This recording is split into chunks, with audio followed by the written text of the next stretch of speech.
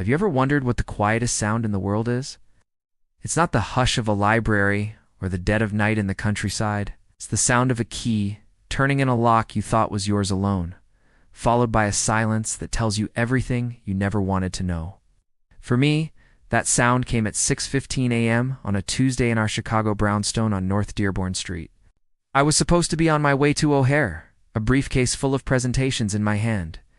But a forgotten phone gave me a reason to turn back, and what I found was a ghost in my own home. A man's leather jacket, not my own, slung carelessly over the chair where I read to my wife every night. The air was thick with a stranger, its cologne and the chilling realization that my entire life was a carefully constructed lie. You genuinely enjoy our stories? Please subscribe to the channel. Tell us where you're from and what time it is right now. It's always fascinating to know how far our story flows. The jacket belonged to a man I'd later learn was named Mark. Seeing it was like a physical blow. I backed out of the house, my heart hammering against my ribs, and sat in my car, the engine cold. Humiliation washed over me, hot and suffocating. This was my home, a sanctuary, violated. I drove away, not to the airport, but to a small diner on Rush Street. It's the kind with cracked vinyl booths and coffee that tastes like regret. I just sat there, watching the city wake up, feeling like I was in a dream. The strange behavior started subtly weeks before. Late-night texts that Sarah would angle away from me, her face illuminated by the screen's glow. She'd laugh them off as work-related, a new project with a demanding client. Then there were the credit card receipts for dinners I wasn't at places like Alinea and Oriole celebration dinners for two. When I'd ask, she'd say they were team outings, that I wouldn't have enjoyed them anyway. Her voice, once warm and inviting, became a tool of manipulation. Each word a carefully placed stone building a wall between us. She'd call me paranoid, insecure. "You need to trust me," she'd say, her eyes cold, daring me to challenge her. The villains, Sarah and Mark, felt untouchable. I saw a picture of them once, accidentally posted on a mutual friend's social media. They were at a gala, his hand possessively on the small of her back, both of them smiling with an arrogance that made my blood run cold. They were living a life in plain sight, funded by my hard work, laughing at the fool I had become. The breakdown happened in a parking garage at the Merchandise Mart. D just closed a deal that would have once had me rushing home to celebrate with her. Instead, I just sat in my car, the concrete pillars like tombstone markers, and I wept. Not loud, dramatic sobs, but the silent, shoulder-shaking tears of a man whose world had been shattered. Now that's when the grief turned to ice. The broken man was gone, and a strategist took his place. My revenge would not be a screaming match in the living room. It would be a slow, meticulous dismantling of the life she thought she had secured. I started gathering proof. I hired a private investigator, a grizzled ex-cop who operated out of a dusty office in the Loop.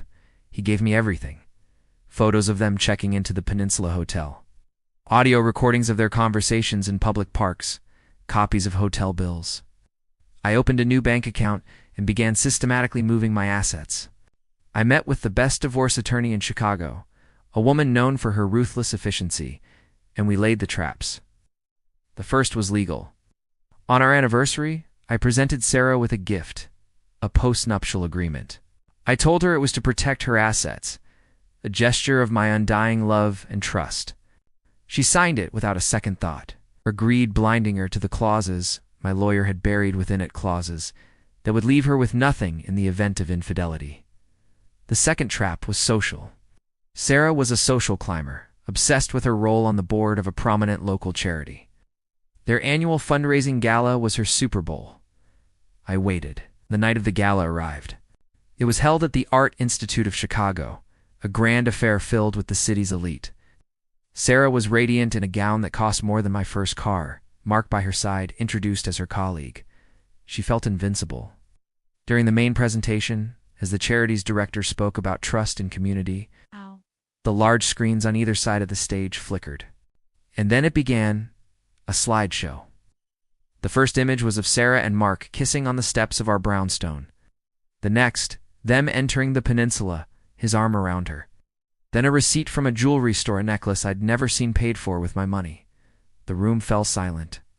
The only sound was the quiet, rhythmic click of the changing slides.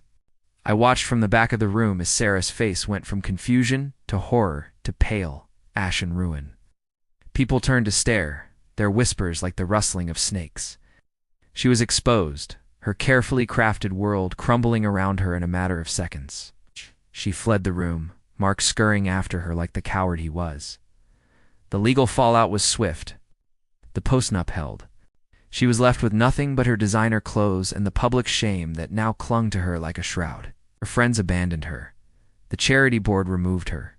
She was a pariah. I sold the brownstone on North Dearborn Street and moved to a quiet apartment overlooking Lake Michigan. Sometimes late at night I look out at the city lights and think of her. I don't feel anger anymore, or even satisfaction. It's just a profound, chilling emptiness. The life we built together is a ghost, a memory that haunts the edges of my new, quiet existence. She tried to call once, months later, her number blocked, but the voicemail coming through a cloud service. Her voice was unrecognizable, stripped of its arrogance, just a hollow whisper asking why.